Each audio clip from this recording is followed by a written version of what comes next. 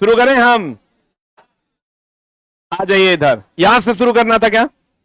यहीं से था। कल हम लोग क्लास 6 को खत्म करेंगे। हाँ, जोर से बोल। 275।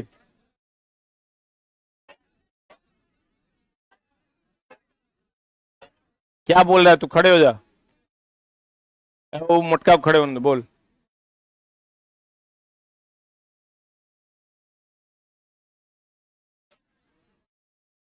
तुम्हारा भाई ही ऑपरेट कर रहा है तो उसको बोलो ना तुम, हमको क्या बोल रहा है?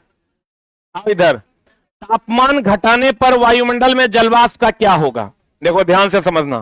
तापमान घट रहा है कि बढ़ रहा है? तो ठंडी है कि गर्मी है? अभी भी कुछ बोलेगा? 275 नहीं हुआ था? नहीं हुआ था?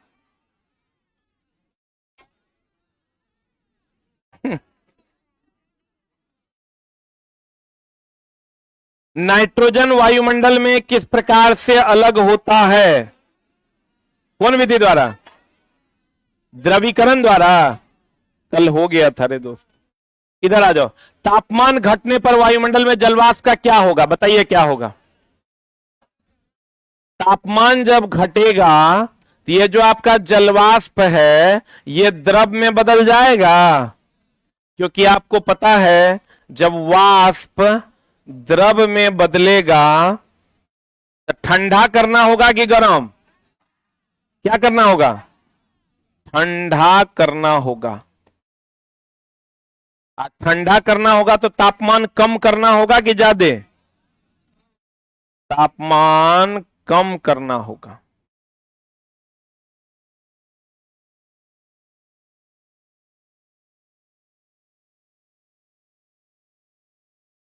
वाष्प किसमें बदलेगा? द्रव में।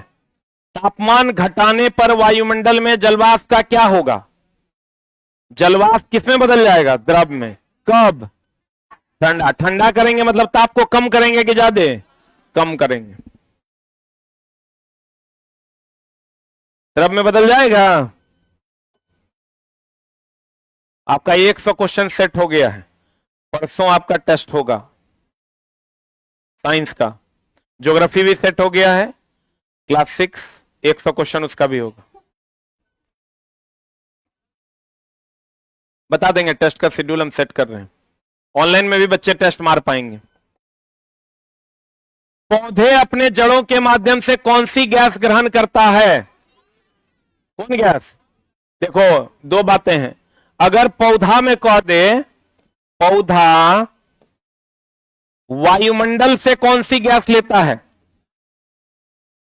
Carbon dioxide. और जड़ों से कौन सी गैस लेता है? ऑक्सीजन। छोड़ता कौन सी गैस है?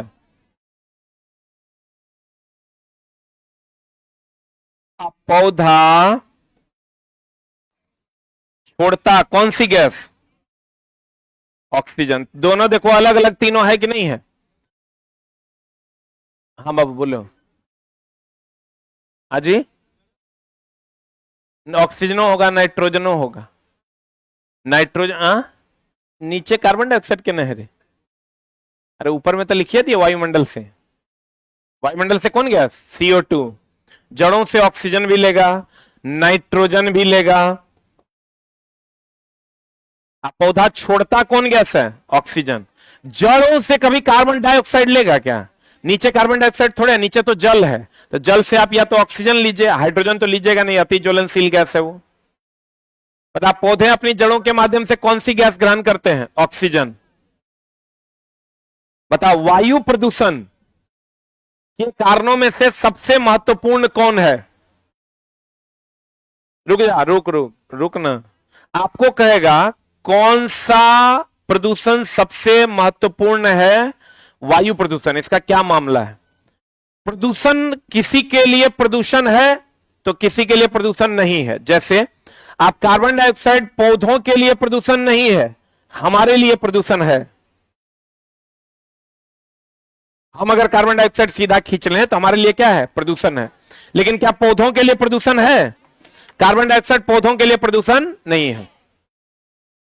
अगर किसी चीज की चर्चा न करें प्रदूषित गैस में, तो स्वयं पर लेकर देखें क्या वो मेरे लिए प्रदूषित है या नहीं है।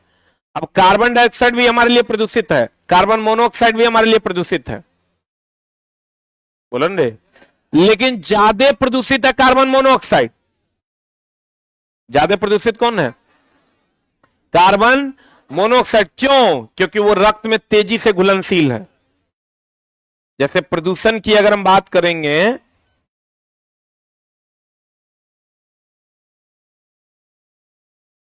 कार्बन डाइऑक्साइड भी है, कार्बन मोनोऑक्साइड, ये अनस्टेबल है, तो ये स्टेबल होने के लिए जल्दी से दूसरे से जुड़ जाता है। अगर अभी आपके पास नौकरी नहीं है तो बहुत आसानी से आप दूसरे से जुड़ रहे हैं कि किसी तरह हम पढ़ के नौकरी ले लें, अभी आपको शिक्षक में नौकरी हो जाए, 9 10th में 11 12th में आपकी नौकरी लग जाए, तो फिर आप किसी से जुड़िएगा जल्दी पढ़ने के लिए? आप कहिएगा हम ही ओग्रास बेसी जानते हैं। क्यों? क्योंकि आप स्टेबल हैं। तो स्टेबल आदमी किसी से जुड़ता नहीं है, अनस्टेबल आदमी किसी से जुड़ता है। अब ध्यान दीजिएगा, अगर हम कार्बन डाइऑक्साइड ये स्टेबल है, आप कहिएगा स्टेबिलिटी कैसे पता चलती है सर? तो ये आगे बात करेंगे। जिसका 8 22वीं कक्षा में इलेक्ट्रॉन होगा वो स्टेबल होता है, ये अनस्टेबल है। ये स्टेबल है, स्थायी है, ये अनस्टेबल है और अस्थायी है। ये रक्त में धीरे से घुलता है, रक्त में तेजी से घुलता, रुक जा, ये रक्त में तेजी से घुलता, रक्त के हीमोग्लोबिन में ये तेजी से घुलता है क्योंकि ये अनस्टेबल है। इस गैस को का दूसरा नाम दम घोंटू गैस भी है।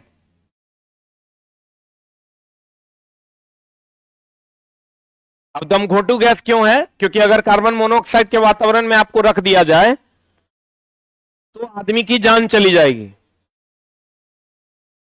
जैसे हीटर से, किससे? रूम हीटर से आपको कहेगा कौन सी गैस निकलती है, आपको कह देगा दोस्त मेरे कि रूम हीटर है, उससे कौन सी गैस निकलती है, तो कहेंगे कौन गैस? कार्बन। इसीलिए कभी भी रूम हीटर चला के नहीं सोना चाहिए। तो वाहन से जो निकलने वाला गैस है वो कौन गैस है? Carbon monoxide. नो, अब देखो, अगर सही तरीके से ऑक्सीजन मिल गया और ईंधन को आप जला रहे हैं तो आपको मिलेगा कार्बन डाइऑक्साइड। अगर पर्याप्त ऑक्सीजन है, और पर्याप्त ऑक्सीजन है तो ज्यादा धुआं निकलता है, तो ज्यादा धुआं निकलता है तो कार्बन मोनोऑक्साइड। जैसे अगर आपको कह दे ईंधन प्लस पर्याप्त ऑक्सीजन, कार्बन डाइऑक्साइड, और जो ज्वाला देगा उसका रंग होगा नीला। जैसे आप नया नया सिलेंडर खरीदते हैं तो उसमें नीले रंग का रोशनी मिलता है कि पीले रंग का? ज्यादा उष्मा देता है तो नीले की उष्मा ज्यादा होती है। अगर ईंधन प्लस अपर्याप्त ऑक्सीजन, अपर्याप्त ऑक्सीजन देगा कार्बन मोनोऑक्साइड, और किस रंग का देगा? पीला। तापमान किसका ज्यादा किसका कम? ताप जो होता है, आप गैस सिलेंडर अगर चलाए होंगे तो नीला रंग का ज्यादा, पीला रंग का कम। जल्दी से लिख लीजिए। हमको चला नहीं, बैच में 5 मिनट मेरा बर्बाद होता है तो हमको गुस्सा आता है, इसलिए कि हमको लगता है इतना बच्चा इतना चढ़ के आता है, मेरा टाइम बर्बाद हो जाएगा तो इसको मिलेगा क्या?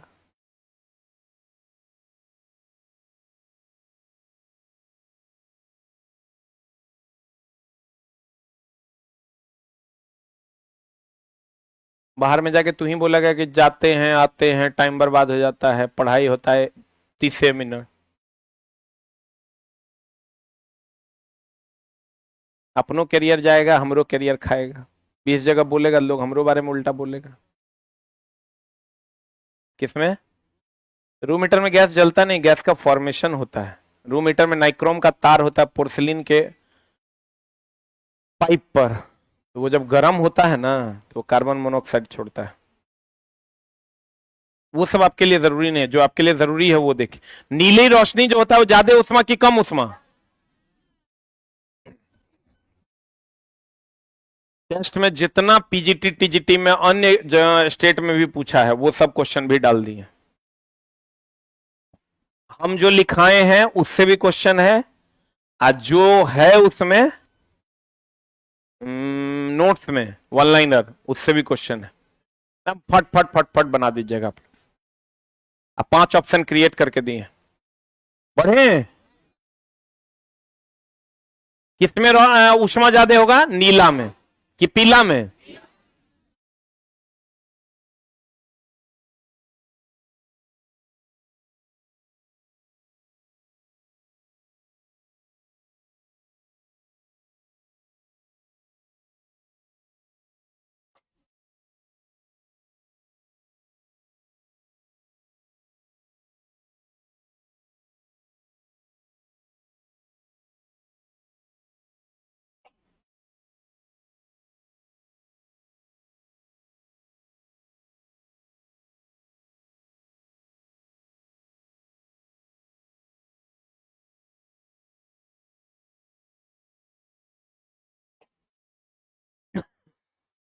हो गया?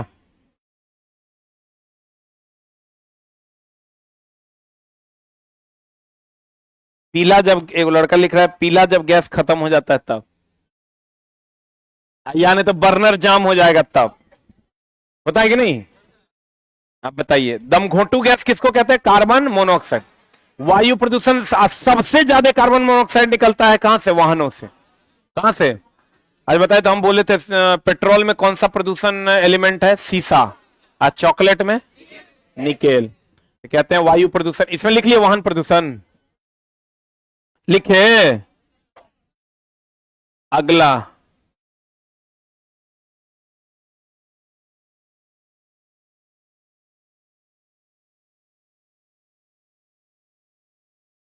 हमरा चलाई बैच नहीं पढ़ाएगा, तुम लोग कहीं और जाके पढ़ लो। है बक चुट्टा, तुम लोग बदतमीजी करता है। हम आज से बैच को बंद कर रहे हैं। आज से, अभी से इस बैच के बंद होने की घोषणा हो रही है। सबको पैसा अपने मोबाइल नंबर पे वहां जाके दे देना। कल आना 12 बजे, सब अपना अपना पैसा ले जाना। हम ये बैच नहीं पढ़ाएंगे। बक नहीं नहीं, हमरा से नहीं होगा ये बैच भैया। हम हाथ जोड़ते हैं। ई चला, हम जिंदगी में बदतमीजी के साथ बैच नहीं पढ़ाए हैं, ठीक ना? मैं, तुम गलत आदमी के पास आ गया पढ़ने ना, एक आदमी 2 आदमी छोड़ दो, हमरा तो फालतू की बात नहीं होगा। हम बैच नहीं पढ़ाएंगे, हम सॉरी हैं इसके लिए। आप लोग जा सकते हैं। सब लोगों को ये बैच, हमको तो समझ में नहीं आ रहा है यार, बिहार का भविष्य कहां जाएगा। हम चला भर दिन इसी रूम में 1200 का बैच हम पढ़ाते हैं। ऐसा तो ग्रुप डी वाला बच्चा नहीं करता जैसा यार तुम लोग कर रहे हो। ये तरीका जिंदगी में पहली बार बैच देखे हो क्या? हम दोस्त, हम ही हाथ जोड़ते हैं। हमसे गलती हुआ कि हमको लगा कि नहीं हमको शिक्षक का बैच पढ़ाना है। ना ना, हम नहीं पढ़ाएंगे। तुम लोग को जहां जाना है वहां जाके पढ़ो। हम आज से शिक्षक का बैच नहीं पढ़ाएंगे, ठीक ना? ये पागल हो गया, मेरा भी टाइम बर्बाद करता है। मेरा यार 1-1 मिनट बर्बाद होता है तो हमको लगता है बाहर जाके बच्चा हमको गाली देगा। अब तुम यहां बैठ के, यहां आके हमको बताओ ये सही तरीका है? तुम लोग पढ़ लो यार, हमसे नहीं होगा। बैच सस्पेंड करो ना भक्त। सब लोग सुन लो, अपना अपना रसीद जमा करेगा। सबको पेमेंट कल मिल जाएगा। ऑनलाइन वाले विद्यार्थियों, मामला ये है, तुम लोग को भी बता देते हैं। क्लास क्लास एक मिनट, हम ये क्लास पैसे के लिए नहीं दिए थे। हमको बैच पढ़ाना था। बीपीएससी तैयारी में हमको ये लगा कि बहुत ज्यादा बच्चे ठगा रहे हैं और साइंस या आर्ट्स मैथ नहीं हो पा रहा है, इसलिए हमें बैच दिए थे कि नहीं, हमको लग के इसमें अच्छा कंटेंट प्रोवाइड करना है। बाकी हम दोस्त और समर्थ हैं। ये छोटा सा डीएलएड बीएड का डिग्री खरीद के लाता है, ना इसके पास तमीज है, ना इसको पढ़ना है। तो हम ये बैच को आज से बंद कर रहे हैं। ये बैच आज के बाद नहीं चलेगा, ठीक ना? तुम्हारे किसी, या तो जो बोला है उस सामने आके सबके सामने माफी मांगो तो बैच पढ़ाएंगे, और नहीं तो हम बैच नहीं पढ़ाएंगे। एक लाइन का बात।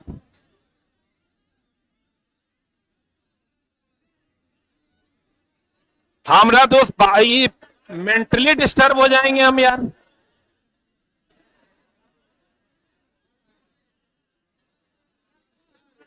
इधर आओ, इधर आओ, इधर आओ, इधर आओ ना। ये छोड़ो छोड़ो छोड़ो, इधर आने दो। अब ये लड़का देखो, ये अब देखो तुम, यो दिखाते हैं तुरा।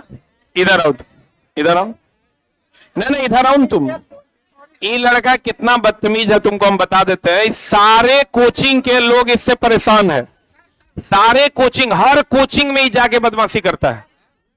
इसको हम बहुत बड़े, और हम इसको कम से कम अभी तक में 6 से 7 हजार रुपया दिए हैं, जब मांग मांग के ले गया सर हमको पैसा का दिक्कत। ई बैच भी इसको हम फ्री में अलाउ किए हैं। निकेल नहीं दोस्त, अभी किनवन के बारे में हम बोले उससे पहले तुम ही ना आवाज किया सर। हम वो नहीं बोले, खाली निकेल में बोले सर। और बोलिए सर, सर यही हम बोले। तुम्हारा कार्ड कहाँ है? ये बिना कार्ड के है। आई सर, कार्ड लाओ। हम बोले से card, where is your card? नहीं है। हमारी लॉयल्टी देखो, नहीं सर। हमने ये कहा है कि अगर किसी के पास कार्ड नहीं, इसका एडमिशन नहीं है, एडमिशन नहीं ना है तुम्हारा, नहीं है, इसको हम अलाउ किए इस बैच में। और अब तुम समझो चला 500 टका का ही बैच है ना, 500 का ना बैच है, वह 500 रुपया इससे हम नहीं लिए। इसको बोले कोई बात नहीं तुम क्लास करो, बोला सर मेरे पास नहीं है। और वैसे बच्चे बदमाशी करते हैं। अब तुम समझो, जस्ट शट योर माउथ यार।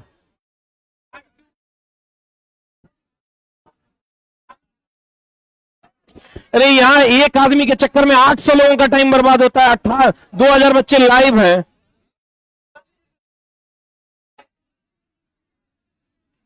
चलो तुम बाहर चलो, ऑनलाइन कर लो। देखो हंस रहा है, ये मेंटली डिस्टर्ब है ये लड़का। अभी ये बच्चा को आप सोचिए, गुरुजी हमारा नेचर देखिए और इस बच्चे का नेचर देखिए। ये मेरे पास आया, बोला गुरुजी कितना बार मेरे से पैसा ले गया है कि सर हमको 1000 का जरूरत है, सर हमको 2000 का जरूरत है। और 10 गो बैच इसको हम अलाउ किए हैं फ्री में।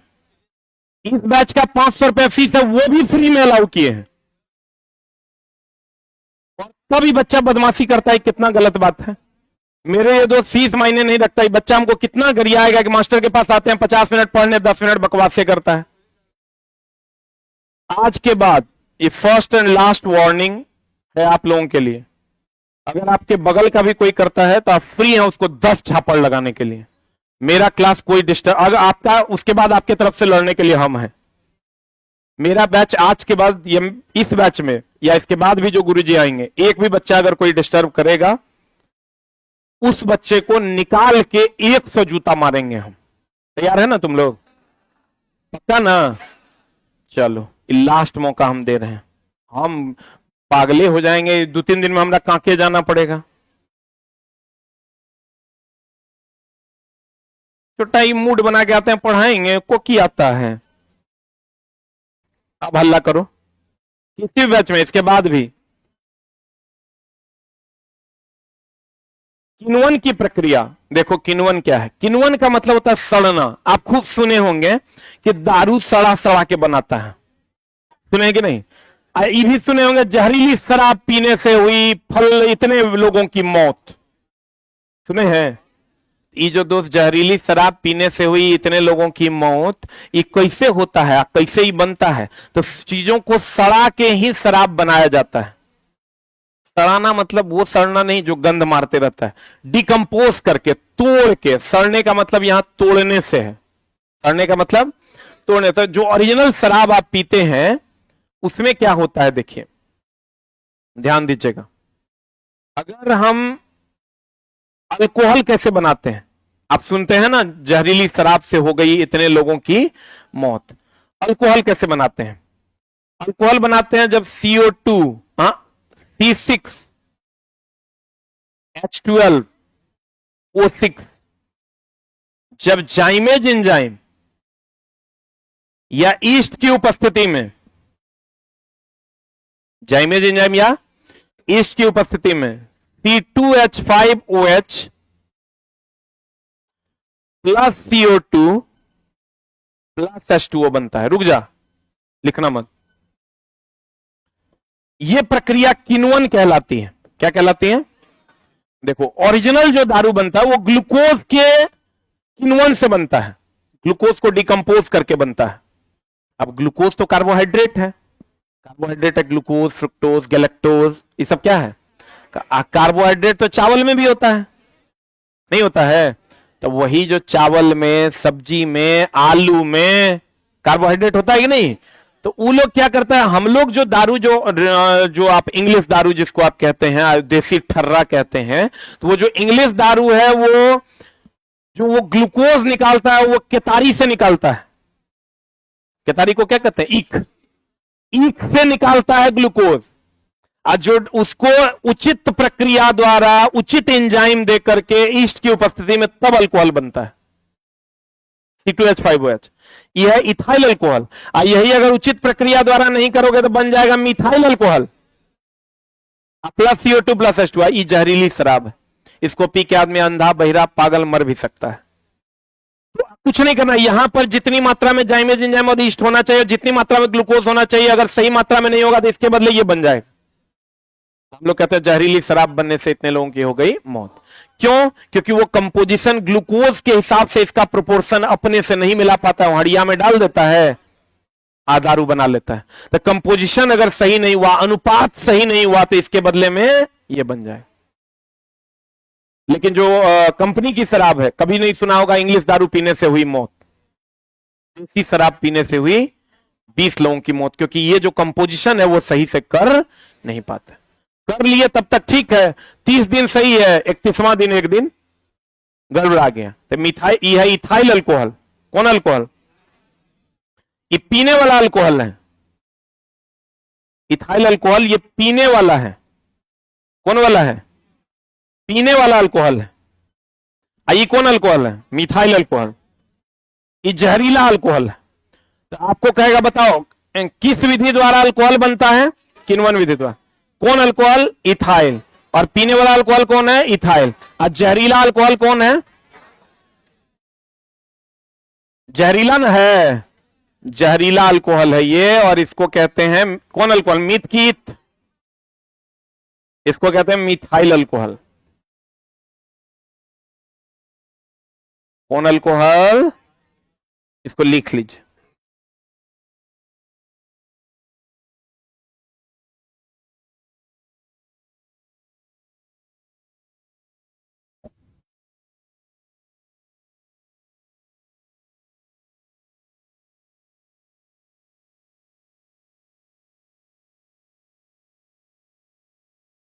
हो गया?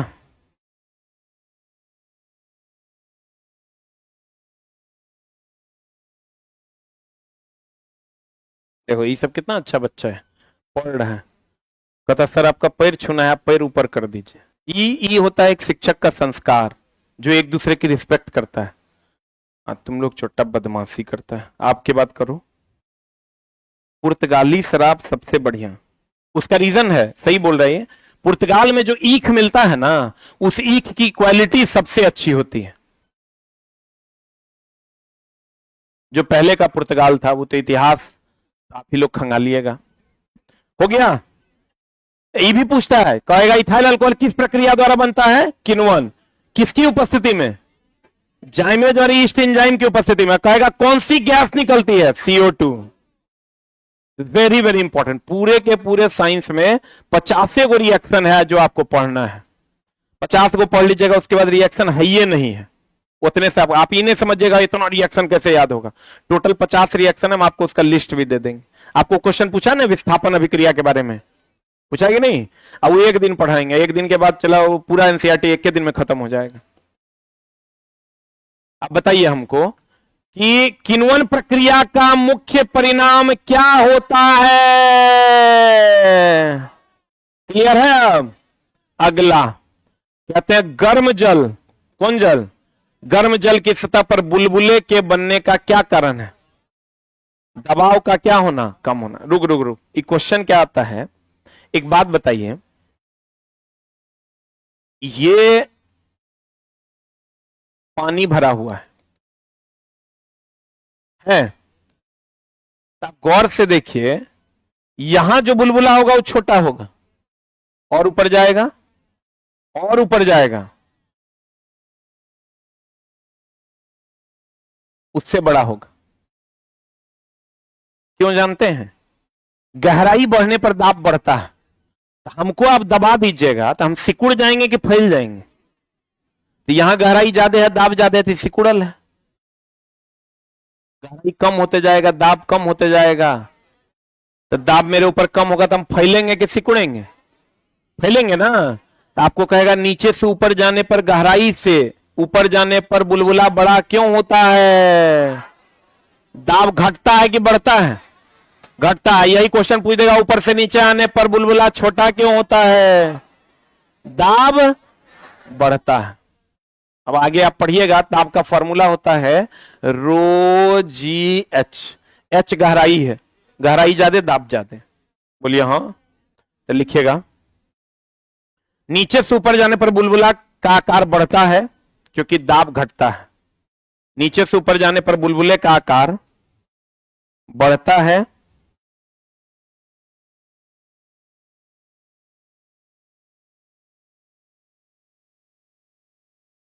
नीचे से ऊपर जाने पर बुलबुले का आकार क्या होता है? बढ़ता है। क्योंकि दाब घटेगा कि बढ़ेगा? क्योंकि दाब घटता है, क्योंकि दाब घटता है।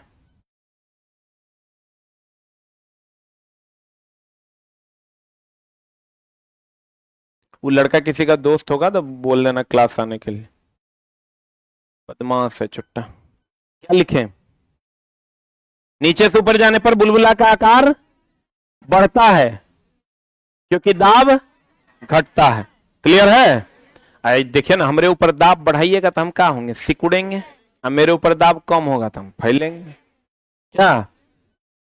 अब देखो, कहता है गर्म जल की सतह पर बुलबुला बनने का क्या कारण है?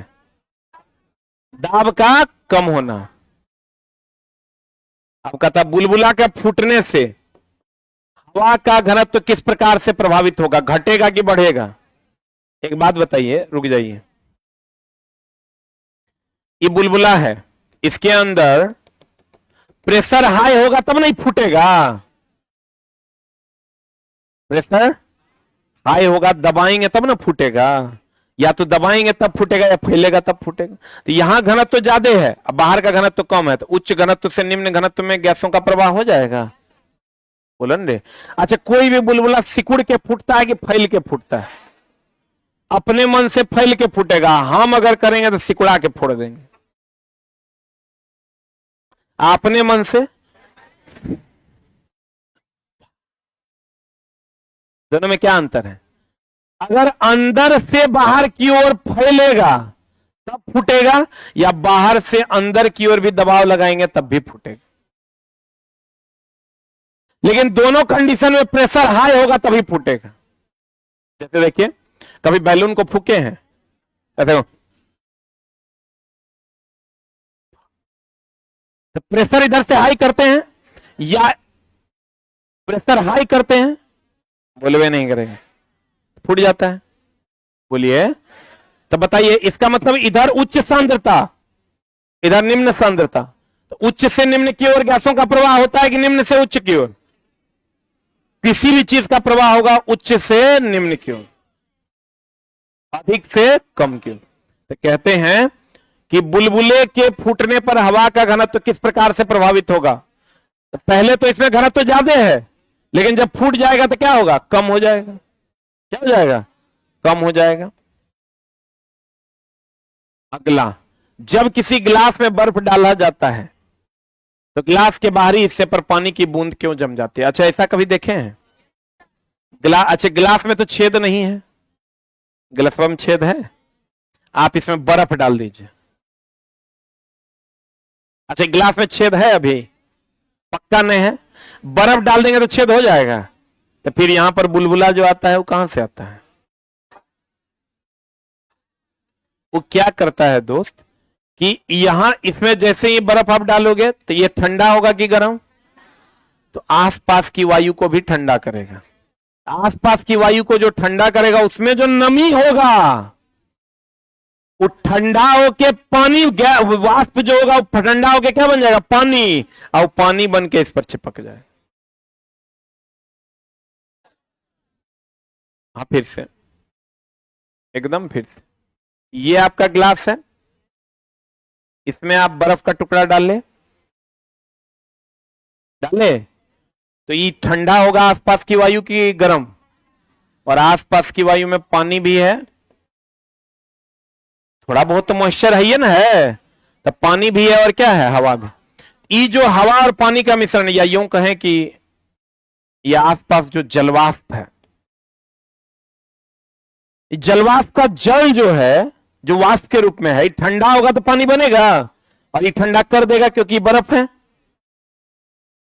तो आसपास की वायु में जो पानी का रहेगा, यही पानी जाके इस पर जमा हो जाता है। तो आपको ठंडे पानी की बोतल के ऊपर भी देखिएगा पानी की बूंद जमा रहती है, ठीक नहीं। ठंडे ग्लास में अगर पानी बहुत ठंडा है तो उसके चारों तरफ देखिएगा पानी का बूंद जमा हो जाता है। तो ये ग्लास लीक करके ऊपर नहीं जाता है, आसपास में जो पानी होता है वो ठंडा होकर इस पर चिपक जाता है, सही कि नहीं। क्योंकि आपको तो पता है कि जलवाष्प को द्रव बनने के लिए ठंडा करना होगा कि गर्म, ठंडा ना। अकल तो पढ़ाई तो यह प्रक्रिया संघनन कहलाती है। क्या कहलाती है? तो दोस्त कहते हैं जब किसी गिलास में बर्फ डाला जाता है तो गिलास के बाहरी हिस्से पर पानी की बूंदें क्यों जम जाती है? उम्मीद करते हैं वर्ड बाय वर्ड समझ में आ गया होगा। हवा में नमी का क्या होता है? संघनन होता है। संघनन होगा मतलब गैस किस में बदल जाएगा? द्रव में।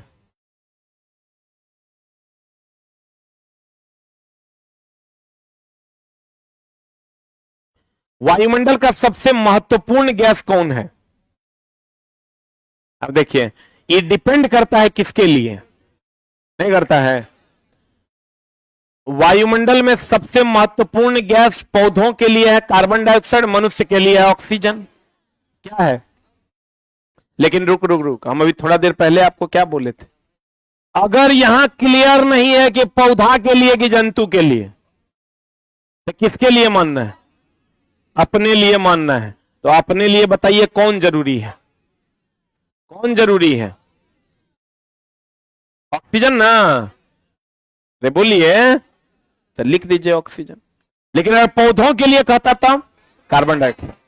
कुछ क्लियर नहीं किया है तो किसके लिए मानना है? अपने लिए।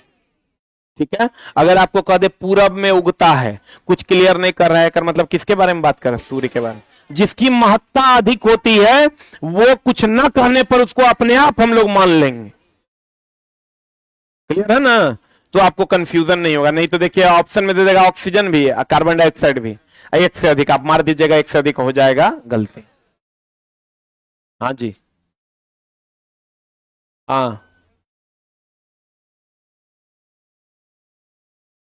अभी नहीं बताए हैं आपको। जो आपका आंसर क्या है हम बता देते हैं। 0 से 10 तक कर रहा है ना, पहले आयतन घटेगा फिर बढ़ेगा, यह आंसर। अरे आंसर है यही आंसर है, हम आपको बताएंगे अब लेटर ऑन। अभी तो हम उस चैप्टर में नहीं गए। ये ऐसा टाइप का ग्राफ होता है, ये 4 डिग्री सी है, यहाँ 0 डिग्री सी है, ये 10 है, ये घटेगा ये बढ़ेगा। आगे जाइएगा समझ में आ जाएगा। वायु की गति को मापना है एनीमोमीटर। कौन मीटर? बीबीआई। देखो क्या है एनीमोमीटर? कभी टेम्पू देखे हो? टेम्पू, टेम्पू के ऊपर में कटोरा कटोरा लगल रहता है और नाचते रहता है ऐसे ऐसे, उसी टाइप का होता है एनीमोमीटर। जो अब वायु की गति ज्यादा होगी तेजी से नाचेगा, कम होगी तो धीरे धीरे नाचेगा। तो वायु की गति को नापने के लिए हम लोग किसका उपयोग करते हैं? एनीमोमीटर का। अच्छा बताओ, ऊंचाई नापने के लिए किसका? वेरी गुड, सबको पता है। एलटी का मतलब होता है हाइट, एल्टीमीटर। वायु की गति नापने के लिए क्या? एनीमोमीटर। बता, हवा में गैसों का मिश्रण होता है लेकिन प्रमुख गैस हवा में कौन सी है? बता रहे दोस्त। अरे हवा में प्रमुख गैस कौन सी है? नाइट्रोजन। कितना परसेंट? कितना परसेंट? ये तो हमको लगता है क्वेश्चन पूछा भी है आपको। ये क्वेश्चन पूछा है ना? पूछा है क्वेश्चन, प्रीवियस ईयर का आपका पूछा हुआ क्वेश्चन। देखो हम बताए भी थे, वायुमंडल में सबसे अधिक कहेगा नाइट्रोजन, अब ब्रह्मांड में सबसे अधिक कहेगा हाइड्रोजन ना। ये क्वेश्चन टीआरई का क्वेश्चन पूछा हुआ है। नाइट्रोजन कितना परसेंट? 78%। ऑक्सीजन 21%। और जो पूछेगा आपको अक्रिय गैस 1%। कितना परसेंट? 1%। और जो पूछेगा अक्रिय गैस में सबसे अधिक आर्गन 0.09%। कहीं कहीं पर 0.09 देता है, लेकिन इसका सही आंसर होगा 0.009। इसका झोल है। चलाइए ये जीरो जो है ना, हम इसको देख लेते हैं एक बार, चेक करेंगे हम इसको, ठीक ना। 1% ये सही है, ये भी सही है, ये भी सही है। इसका 0.09 या 0.009 होगा। Let us have to check. हम इसको एक बार चेक करके कंफर्म करते हैं। गलत नहीं बताएंगे चला, इसलिए कि हमको नहीं आता हम कह देंगे हमको याद नहीं। ये तो याद करने की चीजें हैं, तो हमको नहीं याद है तो हम एनसीईआरटी जब तक कंफर्म नहीं करेंगे कुछ नहीं बता देंगे ना। तो ये वो क्वेश्चन पे भी रिजल्ट रुका है बहुतों का, अब वो हमरे आके कपाड़ खाएगा। वो फालतू वाला काम नहीं करना है। आ जाओ इधर। अगला स्मॉग का, स्मॉग मतलब धुंध। बताए थे गैस में द्रव की द्रव में गैस, गैस में द्रव। स्मॉग का मुख्य प्रमुख कारण क्या है? कोयले का जलना और धुआं। रुक रुक रुक रुक रुक रुक कुहासा और स्मॉग में अंतर है, ये समझो। कुहासा हो गया जो नॉर्मली लगता है, और स्मॉग हो गया जो प्रदूषण के कारण धुंध छाता है। किसके कारण? जैसे कहीं पर कंपनियां चल रही हैं, वहां प्रदूषित वायु के कारण जो धुंध छाता है उसको हम लोग क्या कहते हैं? स्मॉग। स्मॉग को हम कह सकते हैं रासायनिक धुंध। क्या कहते हैं इसको? रासायनिक धुंध। तो बताओ ये किससे होगा? केमिकल से होगा या नॉर्मल हवा में होगा? कुहासा नॉर्मल हवा और जलवाष्प है। अगर वही कुहासा की बात करें या कोहरा की बात करें, फॉग जिसको आप कहते हैं, ये नॉर्मल जल और वाष्प का मिश्रण है, या वायु और जल का मिश्रण है। लेकिन स्मॉग अगर कह देगा तो स्मॉग क्या है? रासायनिक धुंध है। रासायनिक धुंध मतलब कोयला के जलने से, पेट्रोलियम पदार्थ के जलने से, धुआं का लकड़ी के जलने से जो कुहासा छाता है, उसका स्पेशल नाम क्या है? स्मॉग। तो आज से ही आप समझ गए कि स्मॉग और कुहासे में अंतर है। तो यहां हम लोग के यहां क्या लगता है? कुहासा। आज जहां पर बहुत बहुत इंडस्ट्रियल एरिया है वहां क्या लगता है? स्मॉग। क्या लगता है? स्मॉग भी एक प्रकार का कुहासा है, लेकिन वो कैसा कुहासा है? एक बात आप जान लीजिए, कोई भी कंपनी है उसमें रासायनिक रूप से कोयला ही जलता है। आप कहेगा कोयला काहे जलता है? अच्छा बताओ, कंपनी को आग की जरूरत सिर्फ बिजली पैदा करने के लिए है, उसके अलावा किसी चीज के लिए नहीं। और पूरे भारत में 65% बिजली जो है कोयला जला के होता है। आप कंपनी कोई चले जाइए, खाली न्यूक्लियर पावर प्लांट में नहीं जाइए, तो सारा कपड़ा, राइस मिल, लोहा मिल, इलेक्ट्रॉनिक्स मिल, कोई भी कारखाना होगा वो सिर्फ एक ही काम के लिए वो आग लगाता है, उसका नाम है बिजली पैदा करना। ठीक है, जो एनटीपीसी है ना, नेशनल थर्मल पावर कॉर्पोरेशन, सिर्फ वो बिजली पैदा करने के लिए कोयला में आग लगाता है। तो कोयला में आग लगाएगा तो स्मॉग बनेगा, धुआं बनेगा। बोलवे नहीं करेगा। अब वो जो धुआं बनेगा इसका मतलब कोयला के जलने और धुआं से ही ना स्मॉग बनेगा। बोलवे नहीं करता। और ये कैसा होता है? जहरीला। बताइए, मोटर वाहनों में ऊष्मा गैसों के विमोचन का प्राथमिक घटक कौन है? रुक रुक रुक एकदम झोल है। अगर आपको कह देगा मोटर वाहन से, समझ लो बात को, प्राथमिक प्रदूषण, रुक रुक रुक, या अधिक मात्रा में प्रदूषण, अधिक मात्रा में प्रदूषण, तो कहेंगे कार्बन डाइऑक्साइड। कौन ऑक्साइड? और अगर कह देगा सबसे जहरीला प्रदूषण क्या निकलता है,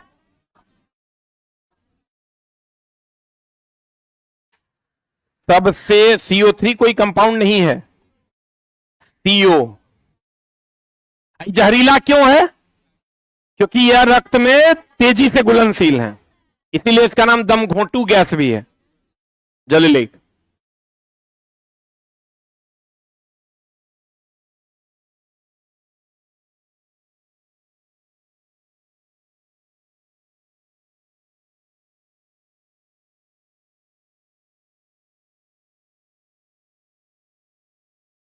हाँ, भेज रहे।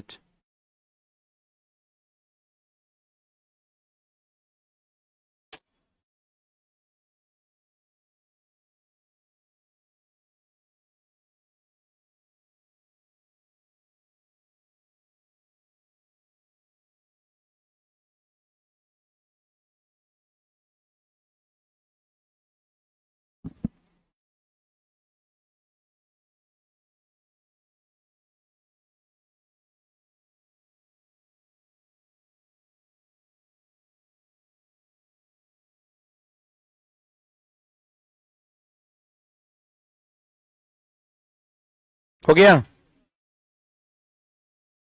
प्राथमिक प्रदूषण या अधिक मात्रा में कौन सा प्रदूषण? Carbon dioxide.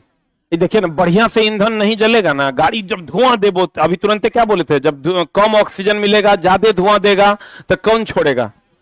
CO। आप बढ़िया नया गाड़ी लीजिएगा, बढ़िया से ऑक्सीजन उसको मिलते रहेगा, कचरा फचरा नहीं रहेगा, तो क्या देगा? CO2। तो इसीलिए कहते हैं नया गाड़ी में धुआं कम निकलता है, पुराना गाड़ी में धुआं ज्यादा। तो इसलिए सरकार ने ये डिसीजन लिया है कि भैया इतना साल की अगर आपकी गाड़ी हो गई तो आप चला नहीं सकते, वो गाड़ी आपको फेंकना ही पड़ेगा। काहे? क्योंकि जब अधिक समय का गाड़ी आपका हो गया, पहले तो आपका कार्बन डाइऑक्साइड दे रहा था, अधिक समय हो गया तो बहुत जगहों पर कचरा जाम हो जाएगा, बहुत सारा पार्ट आपका ऐसा घिस जाएगा जिसको आप बदलने से भी आपका काम नहीं चलेगा। तो सरकार कहती है भैया अब तुम्हारा गाड़ी कार्बन मोनोऑक्साइड छोड़ा, अब इसको हटाओ। दिल्ली में एकाएक सरकार ने डिसीजन ले लिया कि सभी डीजल गाड़ियां हट जाएंगी। क्यों? क्योंकि वहां कार्बन मोनोऑक्साइड निकल रहा है, आदमी बचवे नहीं करेगा, यह जहरीला गैस है, दम घोंटू गैस है। बताइए आंसर क्या हो जाएगा? कि यहां क्वेश्चन क्या है, मोटर वाहनों में उष्मा गैसों के विभोचन का प्राथमिक घटक कौन है? Carbon dioxide. लेकिन अगर कह देगा सबसे अधिक मात्रा में क्या निकलता है? Carbon dioxide. लेकिन कह देगा जहरीला घटक कौन है? Carbon monoxide. नीला जल में फीका रंग आने का मुख्य कारण कौन है? देखो, नीला जल हो गया समुद्र का जल, कौन जल? ये फीका हो रहा है किसके कारण? कार्बन डाइऑक्साइड के कारण। अगर आप चाहते हैं कि कुछ भी खराब नहीं हो तो पेड़ लगाना होगा जो कार्बन डाइऑक्साइड को क्या करेगा? अवशोषित कर ले। बताइए तो कौन से वाल्व से आयोडीन निकलता है? Very good. हवा किस कारण से बोतल के अंदर रही? हवा किस कारण से बोतल के अंदर रही? ये बताइए ना, हवा या सिलेंडर के अंदर गैसें किस कारण से रहती है? दाब के कारण कि घनत्व के कारण? दाब के कारण। कोई भी हवा अगर आपको कहीं पर भी भरना है तो प्रेशर देके भर सकते हैं। बैलून देख रहे हैं आप, बैलून में हवा भरना है, कैसे भरिएगा? प्रेशर देकर। हमारे मुंह से हवा अंदर भेजना है, कैसे भेजिएगा? प्रेशर देकर। तो दाब के कारण ही हवा किसी भी बोतल या किसी भी कंटेनर में जाती है। वायुमंडल में ऑक्सीजन का स्तर कितना होता है? BBI कितना परसेंट? 21%। अच्छा बताइए तो ऐसा कौन सा गैस है जो ईंधन नहीं है? ऑक्सीजन। बाकी सब गैस ईंधन है लेकिन ऑक्सीजन ईंधन नहीं है। लेकिन ऐसा कौन सा गैस है जिसके बिना दहन नहीं होगा? ऑक्सीजन। तो ये लिख लीजिए ऑक्सीजन के बारे में, दहन के लिए जरूरी, दहन के लिए जरूरी ईंधन नहीं है। एकमात्र ऐसा गैस है जो ईंधन नहीं है लेकिन दहन के लिए क्या है? जरूरी है।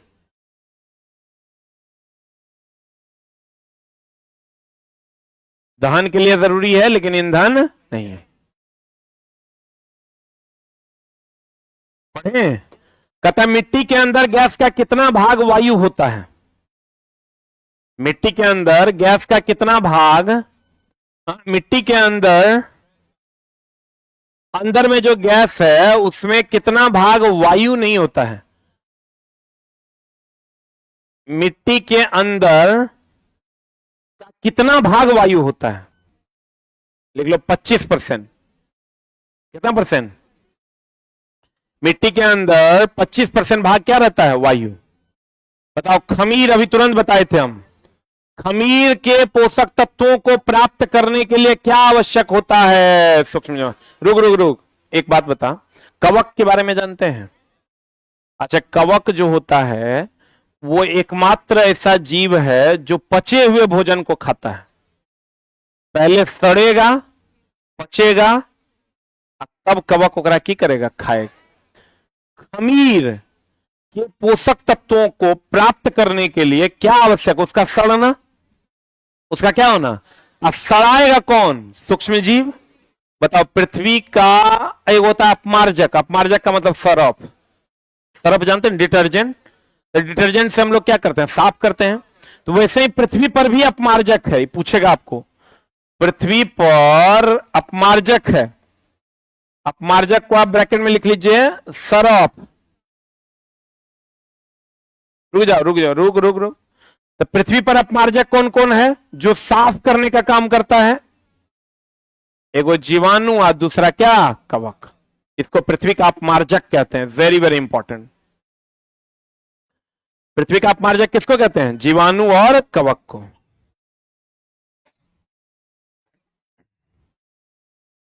जीवाणु और कवक को पृथ्वी का क्या कहते हैं? अपमार्जक। खमीर के पोषक तत्व प्राप्त करना है, तो किसी का भी पोषक तत्व प्राप्त करना है तो उसके लिए क्या जरूरी है? सूक्ष्म जीव, सूक्ष्म जीवाणु। जीवाणु ही है अपमार्जक, ये सड़ाने का काम करता है। अगला, गर्म जल के बुलबुले किससे भरे होते हैं? जब बुलबुला है तो गर्म जल का जो वाष्प होगा, जल वाष्प है ना, गर्म जल का बुलबुला हुआ। आंसर बताइए क्या हो जाएगा? जलवाष्प। और जलवाष्प को ठंडा करके जल बनाएंगे, तापमान कम करेंगे कि ज्यादा? कम करेंगे। और यह प्रक्रिया क्या कहलाएगी? संघनन। बता, कार्बन डाइऑक्साइड गैस का उपसर्ग किस शब्द से संबंधित है? कार्बोनिक। उपसर्ग मतलब कार्बन डाइऑक्साइड जहां भी रहेगा उसको हम कार्बोनिक शब्द से रिप्रेजेंट करते हैं। बताओ, कार्बन डाइऑक्साइड गैस अम्लीय है कि क्षारीय है? देखो कार्बन डाइऑक्साइड का क्या क्या पूछता है। चूने के पानी को दुधिया कौन करेगा? Very very important. चूने के पानी को क्या कर देगा? दुधिया कर देगा। दूसरा, आग बुझाने के लिए हम लोग किसका उपयोग करते हैं? आग बुझाते हैं किससे? कार्बन डाइऑक्साइड से आग बुझाते हैं। चूने के पानी को दुधिया करता है। ये अम्लीय नेचर का होता है। कौन नेचर का होता है?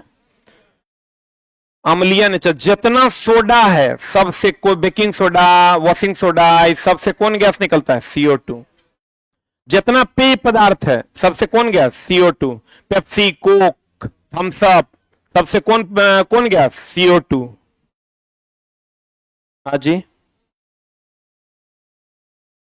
सब CO2। और ड्राई आइस भी CO2। बताए थे पीछे तो। शुष्क बर्फ, ई ऊर्ध्वपातित पदार्थ है कि नहीं है? अरे बोलो ना रे, ऊर्ध्वपातित पदार्थ किसको कहते हैं? जब ठोस सीधे किस में बदल जाए? गैस में। आपको कुछ भी याद नहीं हो रहा है, कोई बात नहीं, पढ़िएगा, धीरे धीरे चीजें अपने आप आपके पास स्टेबल हो जाएंगी। ये मत सोचे कि हमको याद काहे नहीं हो रहा है। याद किसी को नहीं होता है, समझ में आ जाएगा आपको धीरे धीरे अपने। अब जिस इन्वायरमेंट से जुड़ते हैं उस इन्वायरमेंट की चीजें आप तक पहुंच जाती है धीरे धीरे। अगला, जलवाष्प, इसको लिख लिए ना। जलवाष्प को ठंडे गिलास पर संघनन के दौरान कौन सी शक्ति काम करती है? ये रुक रुक रुक, ये क्या मामला है? ये जब ठंडा जल है, ये जो आसपास का जल है, ये अणु के रूप में ना यहां चिपक जाता है, इसीलिए इस शक्ति का कौन नाम है? आणविक शक्ति। इसको अणु कहते हैं। और ये शक्ति कौन शक्ति कहलाती है? आणविक शक्ति। जलवाष्प के ठंडे गिलास पर संघनन के दौरान कौन सी शक्ति काम करती है? आणविक शक्ति।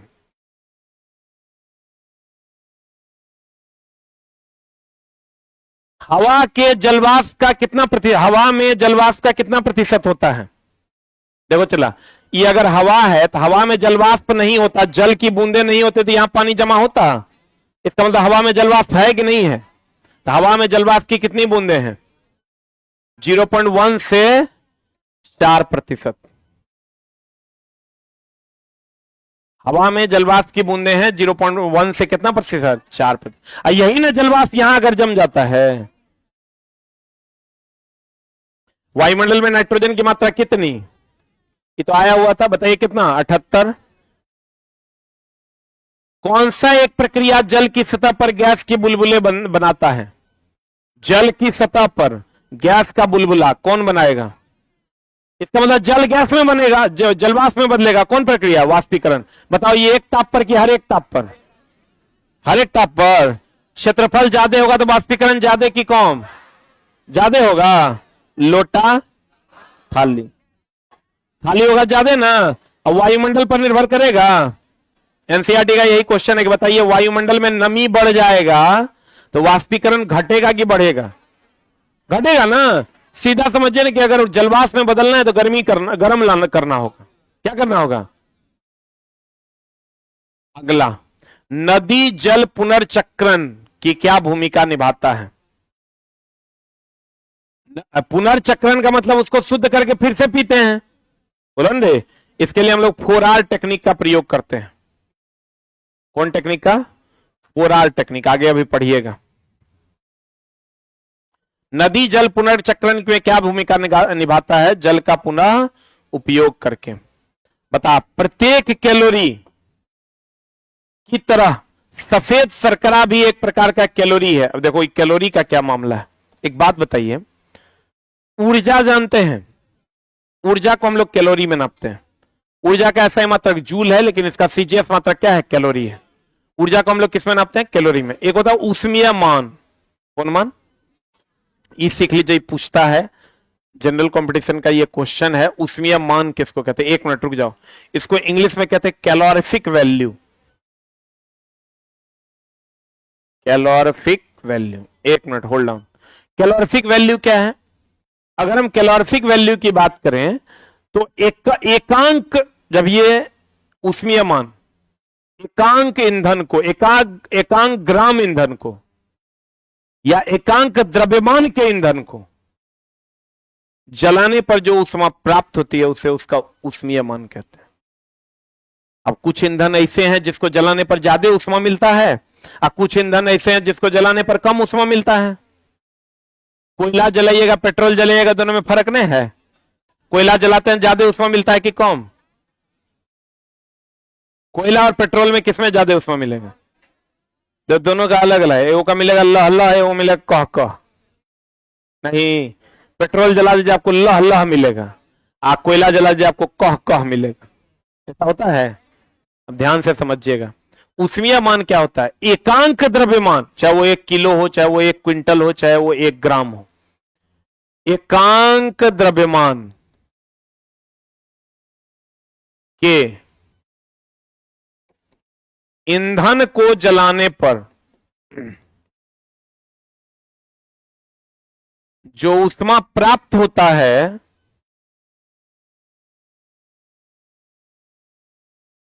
उसे उस ईंधन का ऊष्मीय मान कहते हैं।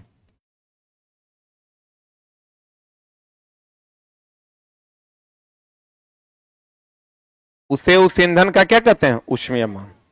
सबसे अधिक ऊष्मीय मान होता है हाइड्रोजन गैस का, 150 किलो जूल पर ग्राम। ये पूछता है सबसे अधिक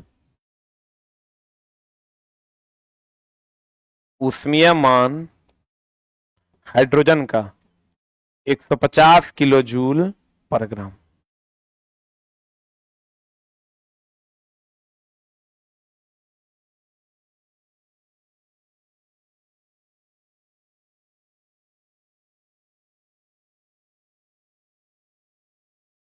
सबसे अधिक ऊष्मीय मान किसका? हाइड्रोजन का, 150 किलो जूल पर ग्राम।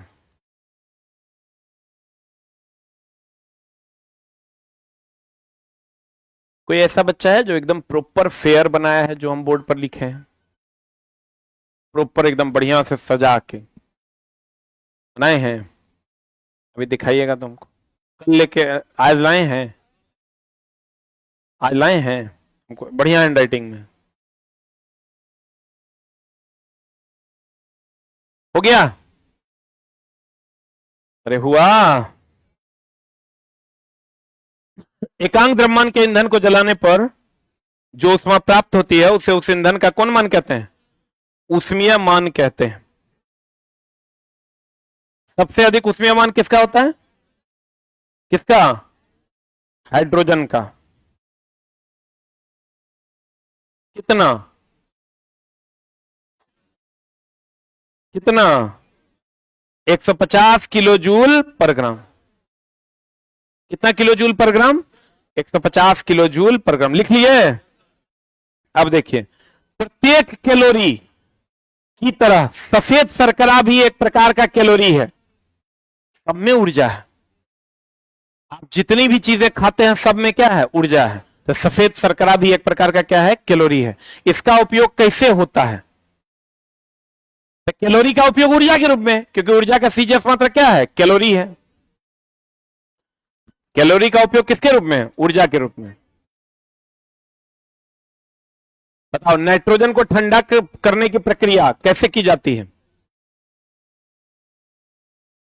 अरे किसी को भी ठंडा करेंगे तापमान घटाकर कि बढ़ाकर?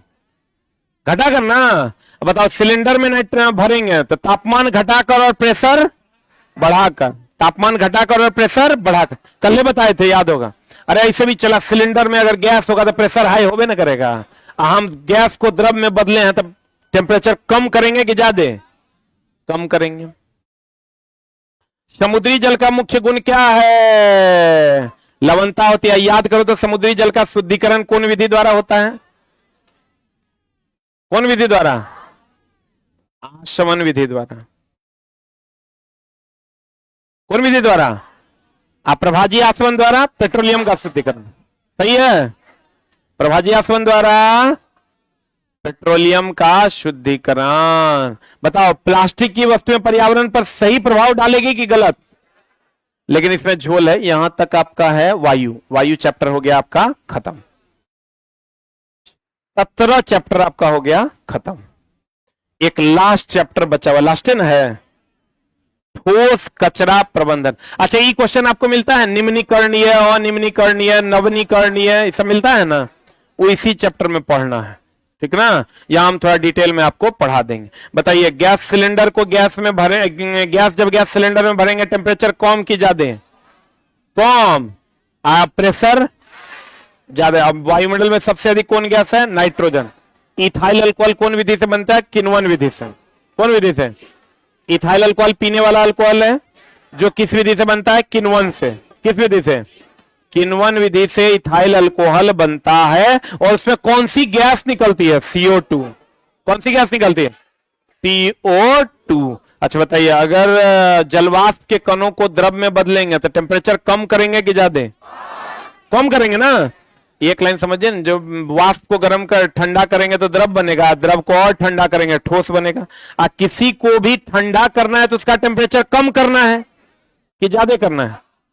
किसी को भी ठंडा करना है तो उसका टेम्परेचर क्या करना है? कम करना। गर्म करना है तो टेम्परेचर बढ़ाना।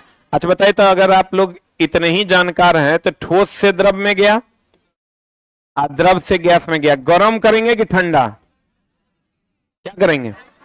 अरे ठोस बर्फ है, गर्म करेंगे द्रव बनेगा, द्रव को गर्म करेंगे क्या बनेगा?